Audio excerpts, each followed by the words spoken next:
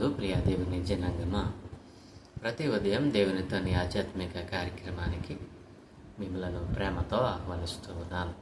నేటి వాక్య ధ్యానముగా ఆదికాండము 45వ అధ్యాయము మొదటి నుండి దేవుని వాక్యాన్ని చదువుకుని ధ్యానం చేసుకుందాం.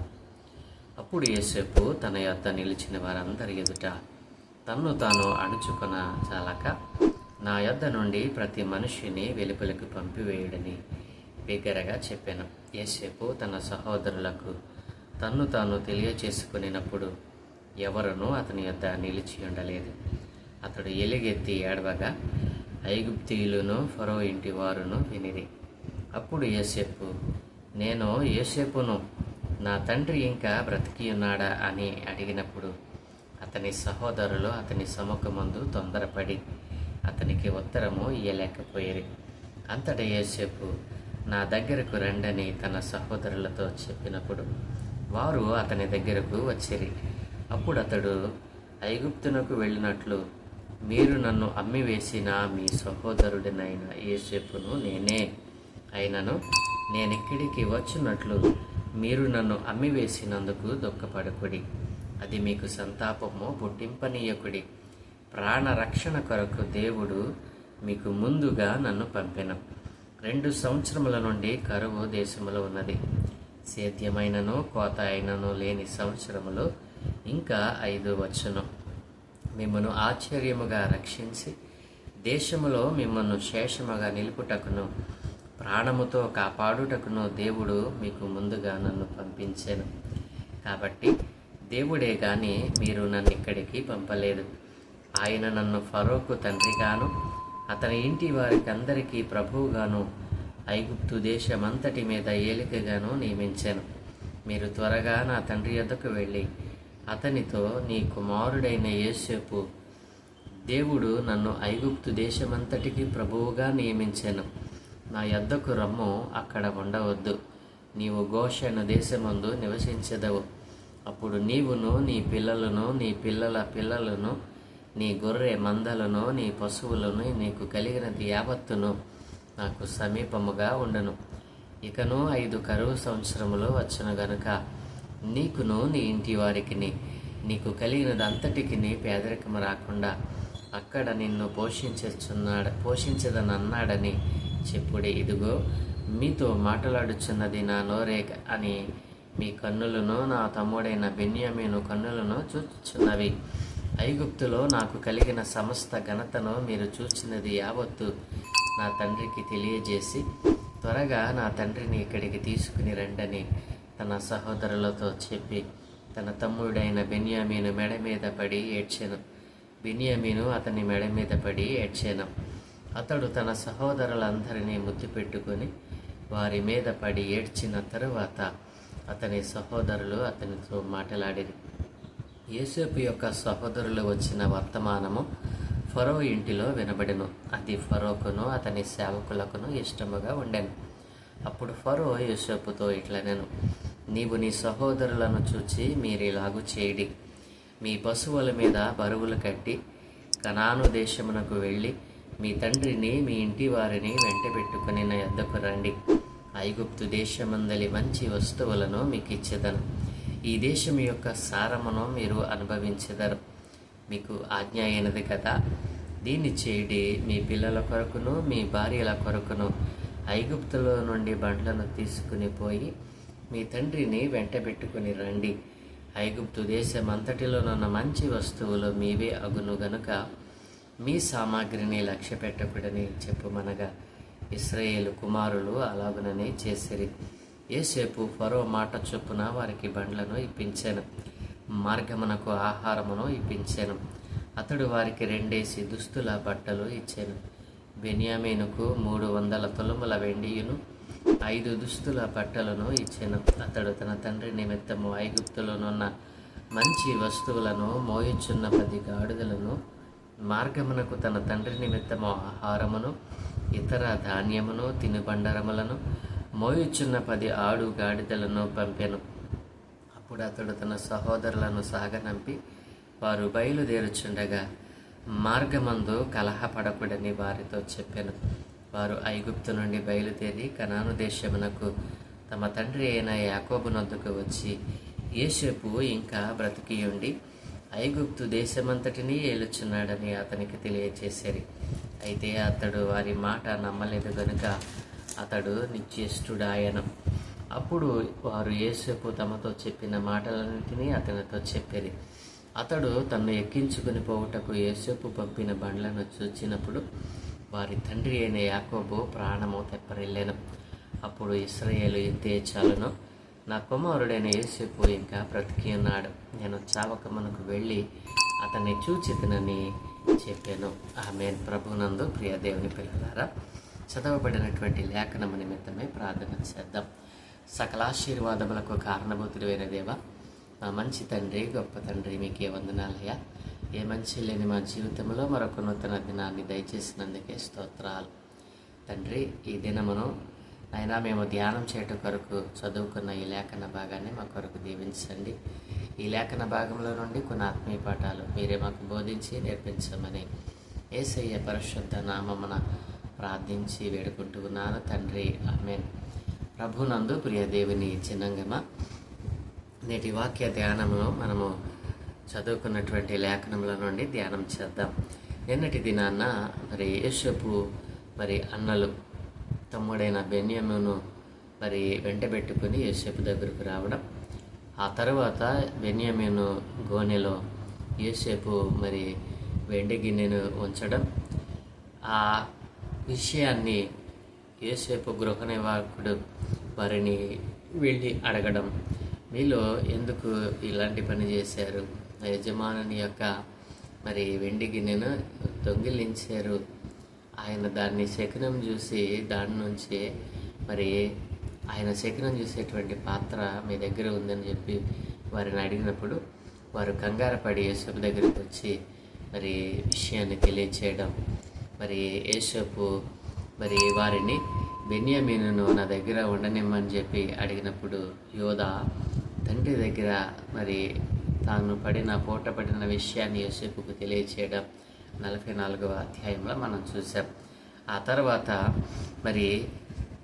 జరిగినటువంటి సంభవాలు ఈరోజు మనం చదువుకున్న లేఖనంలో మనం చూడగలం. 45వ అధ్యాయంలో యోసేపు తన అన్నలకు తను తాను ప్రత్యక్షపరచుకునుట, యోసేపు తన సహోదరులకు నేనే యోసేపునని చెప్పడం, ఆ తర్వాత ఎందుకు దేవుడు ఐగుప్తు దేశానికి మీ ద్వారా నన్ను అమ్మివేయించబడ్డాడో ఆ విషయాన్ని తన సహోదరులతో చెప్పడం, తర్వాత తన తండ్రి దగ్గరికి వెళ్ళి నేను బ్రతికే ఉన్నానని చెప్పమనడం, యోసేపు సహోదరులు యోసేపు దగ్గరికి వచ్చారని ఫరో ఇంటి వారికి తెలియబడినప్పుడు ఫరో కూడా ఆ విషయాన్ని గురించి సంతోషించడం, వారికి ఐగుప్తు దేశానికి రమ్మని ఫరో ఆహ్వానించడం ఈ 45వ అధ్యాయంలో మనం చూడవచ్చును. ప్రియమైన పిల్లలారా, 45వ అధ్యాయంలో శ్రేష్టమైన మాటలు ఏమిటంటే యోసేపు తాను తన సహోదరులకు ప్రత్యక్షపరచుకుంటూ మీరు నన్ను అమ్మివేసిన మీ సహోదరుడినైన యోసేపును నేనే అన్నాడు. ప్రియమైన పిల్లలారా, 5వ వచనం, అయినను నేను ఇక్కడికి వచ్చినట్లు మీరు నన్ను అమ్మివేసినందుకు దుఃఖపడుకుడి, అది మీకు సంతాపము పుట్టింపనీయుకుడి, ప్రాణరక్షణ కొరకు దేవుడు మీకు ముందుగా నన్ను పంపించెను. ఈ మాట శ్రేష్టమైనదండి. నా ప్రియ దేవుని పిల్లలారా, ఏ సందర్భం వచ్చినా యోసేపు ఎవరిని ముందు పెట్టుకుంటా ఉన్నాడు? సర్వాధికారి అయిన సర్వశక్తి కలిగిన దేవుణ్ణి ముందు పెట్టుకుంటా ఉన్నాడు. నా ప్రియ దేవుని పిల్లలారా, మనము ఏ పరిస్థితిలో ఉన్నా ఇదే పని చేయాలి. మనం ఏ పరిస్థితుల గుండా మనం ప్రయాణం చేస్తూ ఉన్నా దేవునిని మొదట ఎవరు పెట్టుకుంటారో దేవునిని మొదట పెట్టుకుని ఆ వెనుక నమ్మకముగా ఆయనతో నడిచినట్లయితే దేవుని యొక్క కృప కనికరాలకు మనం పాత్రురాలము అవుతాం. ఆ ప్రియ దేవుని పిల్లలారా, ఇక్కడ ప్రతి విషయంలో కూడా యోసేపు జీవితం మనం ఆలోచన చేస్తే పోతీఫర్ ఇంటిలో దేవుణ్ణి ముందు పెట్టుకున్నాడు, పాపమునకు మధ్యలో దేవుణ్ణి పెట్టుకున్నాడు. పాపము తనను లాగివేయటానికి ప్రయత్నం చేసిన సమయంలో కూడా దేవుణ్ణి ముందుకు పెట్టుకున్నాడు. చెరసాలలో వేయబడినప్పుడు చెరసాలలో కూడా దేవుని ముందు పెట్టుకున్నాడు. ఫరో ఎదుటికి మరి కలభావం చెప్పడానికి రప్పింపబడినప్పుడు దేవునిని ముందు పెట్టుకున్నాడు. నా ప్రియ దేవుని పిల్లలారా, మరి ఇలాగున మరి ఇప్పుడు అంటున్నాడు కదా, తన సహోదరులతో అంటున్నాడు, దేవుడే మీ ప్రాణరక్షణ కొరకు మీ ద్వారా నన్ను ఐగుప్తునకు అమ్మివేయించబడ్డాడు. ఇది మరి మన కుటుంబము, మన ప్రాణములను, మీ ప్రాణములను తెప్పరిల్ల చేయటానికే, మీ ప్రాణములను మరి రక్షించటానికే, ప్రాణరక్షణ కొరకు దేవుడు మీకు ముందుగా నన్ను పంపించను అంటున్నాడు. ప్రియదేని పిల్లరా, ఇంకా 2 సంవత్సరముల నుండి కరువు ఉంది. ఇంకా 5 సంవత్సరాలు కరువు రాబోతా ఉంది. ఈ కరువులో మరి మనము మరి మిమ్మల్ని ఆశ్చర్యముగా రక్షించి, ప్రియదేని పిల్లల 6వ వచనంలో మనం చూస్తే, మిమ్మల్ని ఆశ్చర్యకరముగా రక్షించి దేశములో మిమ్మల్ని శేషముగా నిలుపుటకును ప్రాణముతో కాపాడుటకును దేవుడు మీకు ముందుగా నన్ను పంపించెను. కాబట్టి దేవుడే కానీ మీరు నన్ను ఇక్కడికి పంపలేదు. ఇదేం పిల్లరా, చూసారా ఎంత చక్కని మాట అండి. దేవుడే తప్ప మీరు కాదు నన్ను ఇక్కడికి పంపించింది. ఒకవేళ మీలో దుష్టహృదయం ఉండవచ్చు, నా మీద కోపం ఉండవచ్చు, ద్వేషం ఉండవచ్చు, అసూయ ఉండవచ్చు, అయినా పర్లేదు, దేవుడే మీ అసూయ నుండి, మీ దుష్ట మనస్సు నుండి, మీ యొక్క మరి నా మీద మీకున్నటువంటి ఆ మనస్సు నుండి దేవుడే నన్ను వేరుపరిచాడు. ఎందుకో తెలుసా? దేవుడు తన స్వప్నము ద్వారా, ప్రత్యక్షత ద్వారా, కళల ద్వారా ఆ విషయాన్ని తెలియజేశాడు. దానిని నెరవేర్చడానికే ఇవన్నీ కూడా నా జీవితంలో జరిగాయి తప్ప మీకు మీరుగా మీలో ఉన్న దుష్ట మనస్సును బట్టి కానీ, మీలో ఉన్నటువంటి తలంపులను బట్టి కానీ ఇది జరగలేదు. కాబట్టి చింతించకండి. ఇక్కడ దేవుడు నన్ను ఎంతగా హెచ్చించాడంటే, ఫరోకును అతని ఇంటి వారికి నన్ను ప్రభువుగాను, ఆ దేశమునకే నన్ను ఏలికగాను దేవుడు నియమించాడని చెప్పి మరి ఇక్కడ తన సహోదరులతో యోసేపు మాట్లాడడం మనం వింటా ఉన్నాం. కాబట్టి ప్రియదేని పిల్లారా, ఇప్పుడు యోసేపు తను ప్రత్యక్షపరుచుకున్నాడు. ఎలా ప్రత్యక్షపరుచుకున్నాడు? మరి మీరు నన్ను మరి ఎలా చేశారు, నా పట్ల ఎలా ప్రవర్తించారు, కానీ దేవుడు నన్ను ఎలా హెచ్చించాడు అని మాట్లాడలేదండి. ఎక్కడ వారి హృదయం నొప్పించే మాటలు ఎక్కడ కూడా యోసేపు మాట్లాడలేదు. దేవునిని ముందు పెట్టుకొని చాలా జాగ్రత్తగా తన సహోదరులతో మాట్లాడడం ఇక్కడ మనం చూస్తూ ఉన్నాం.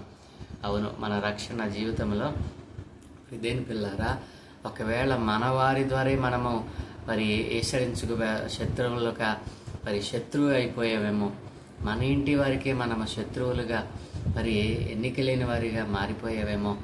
మరి ప్రియదేని పిల్లారా, యోసేపు జీవితాన్ని హెచ్చించిన దేవుడు నీ జీవితాన్ని హెచ్చించాలి అని అంటే నీవు కూడా యోసేపు కలిగి ఉన్న భయభక్తులతో కూడినటువంటి ఆ విశ్వాసతను, యథార్థమైన భక్తిని, నీతిని కలిగి ఉండాలి. నీకు అప్పగింపబడిన పనిలో నీవు సమర్థవంతంగా మరి నీవు పని కలిగి ఉండాలి. సమర్థవంతమైనటువంటి ఆ యొక్క క్రియను కలిగి ఉండాలి. ఇదేం పిల్లరా, మనుషులు కాదండి, రాజులు యోసేపు యొక్క సమర్థవంతమైన క్రియలను చూసి యోసేపును ఆ పనిలో నియమించడానికి ఏ విధమైన సంకోచించలేదండి. అంత గొప్ప సమర్థుడు యోసేపు. ఎందుకు ఈ సమర్థత వచ్చింది? దేవునిని ముందు పెట్టుకుని తను వెనుకుండి సమస్తమును కూడా నేర్చుకున్నాడు. వాక్యం ప్రకారం జీవించాడు, ఆజ్ఞల ప్రకారం జీవించాడు, దేవుని మాటను మరి తూచా తప్పకుండా పాటించాడు. ఇదేని పిల్లల ఆ తర్వాత ఏమైంది? మరి తను ప్రత్యక్షపరచుకోవడం, మరి సహోదరులకు మరి ఆ విషయాలన్నిటినీ చెప్పడం, మీరు నా దగ్గరే ఉండండి, నా తండ్రిని కూడా తీసుకుని రండి, మరి గోషణ దేశంలో మీకు మంచి స్థలముని ఇస్తాను, ఇక్కడే మీరు నాకు దగ్గరగా ఉంటే ఇంకా 5 సంవత్సరాలు కరువు ఉంది కనుక నేను మిమ్మల్ని పోషించుకుంటాను, దేవుడే నన్ను మీకు ముందుగా పంపించాడు అని చెప్పినప్పుడు సహోదరులు ఆశ్చర్యపడ్డారు. తరువాత తెప్పరిల్లి మరి యోసేపును ముద్దు పెట్టుకొని మరి వారు సంతోషించినట్లుగా మనం చూడగలం. ఫరో కూడా యోసేపు మీద కనికరపడడం, మరి తన తండ్రిని, తనకు కలిగిన సమస్తాన్ని కూడా మరి తన దేశానికి ఐగుప్తుకు తీసుకుని రమ్మని మరి బండ్లను మరి పురమాయించటం, ఇవన్నీ కూడా ఈ 45వ అధ్యాయంలో మనం చూడగలం. నా ప్రియదేని పిల్లరా, మరి ఈ మాటలన్నీ తీసుకుని వెళ్ళి యేసోపు సహోదరులు యాకోబుతో చెప్పినప్పుడు ఎంతో సంతోషిస్తాడు. ఇక నాకు చాలు, మరి నా కుమారుడైనటువంటి యోసేపు బ్రతికే ఉన్నాడని చెప్పి యాకోబు ఎంతో సంతోషిస్తాడు. తరువాత 46వ అధ్యాయంలో బయలుదేరి మరి యోసేపు దగ్గరకు రావడం మనం రేపటి దినాన ధ్యానం చేయబోతా ఉన్నాం. నా ప్రియమైన పిల్లలారా, 45వ అధ్యాయంలో యోసేపు మాట్లాడినటువంటి మాటలు మనకు శ్రేష్టమైనవి. ప్రతి విషయంలో కూడా దేవుణ్ణి ముందు పెట్టుకునేటువంటి ఆ గుణ లక్షణం కలిగిన వాడు యోసేపు. ఈ రోజున చాలామంది చాలా కార్యక్రమాలు మరి తలపెట్టుకుంటారు, కానీ దేవునిని ముందు పెట్టుకోరు. దేవునిని ముందు పెట్టుకోకుండా, దేవుని దగ్గర మరి విచారించకుండా, మరి తాము చేయదలుచుకున్న పనులను చేయటానికి వారు పరిగెడతా ఉంటారు. ఆ పరుగులో పరిగెట్టి అక్కడే ఆగిపోతారు. కానీ యోసేపు అలా ఆగిపోలేదు. యోసేపు ఎలా ఆశీర్వదించబడ్డాడు అండి? దాసుడిగా మరి అమ్మివేయబడినటువంటి యోసేపు ఏ దేశమునకు అయితే దాసుడిగా అమ్మివేయబడ్డాడో అదే దేశాన్ని ఏలేటువంటి ప్రధానిగా మారిపోయాడు. ఇంత గొప్ప ఆశీర్వాదం ఒక్కసారిగా వచ్చిందా అనంటే ఒక్కసారిగా వచ్చింది కాదండి. నిరీక్షణతో, దేవునిపై నమ్మకత్వంతో, దేవుడు ఉంచిన స్థలములో దేవునికి నమ్మకముగా, ఆ స్థలములో ఉంచబడినటువంటి ఆ యజమానునికి నమ్మకస్తుడిగా బ్రతికిన కారణాన్ని బట్టి దేవుడు ఒక్కొక్క స్టెప్ దేవుడు మరి ఎక్కించుకుంటూ మరి ఆ దేశానికే ప్రధానిగా చేశాడు.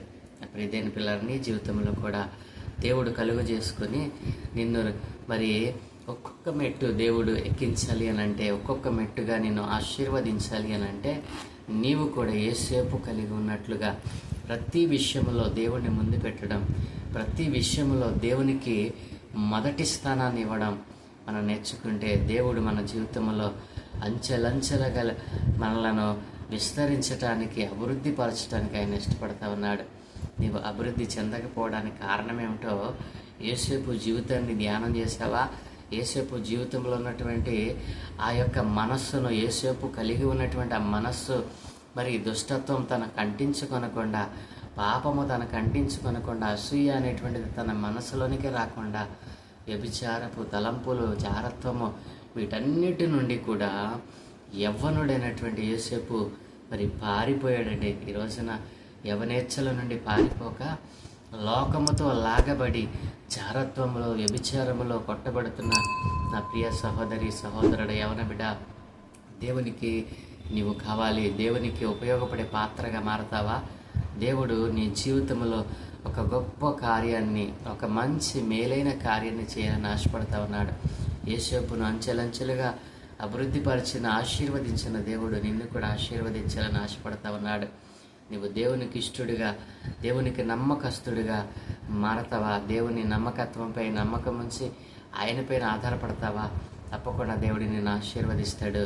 అలాంటి ఆశీర్వాదాలు ఈ రోజున యేసేపు లాంటి మనస్సు కలిగి యేసేపులా జీవించాలని ఆశపడుతున్న ప్రతి యవన బిడ్డకు దేవుడు సదాకాలము తోడై ఉండి వారిని అలాగున నడిపించునుగాక. ప్రార్థన దయగలిగిన తండ్రి, కృప కలిగిన దేవా, నీకే వందనాలయ్యా, నీకే వందనాలయ్యా.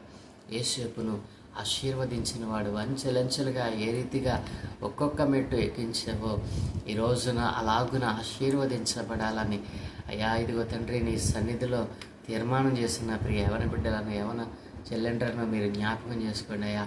మీకు ఉపయోగపడే పాత్రలుగా వారిని మార్చండి.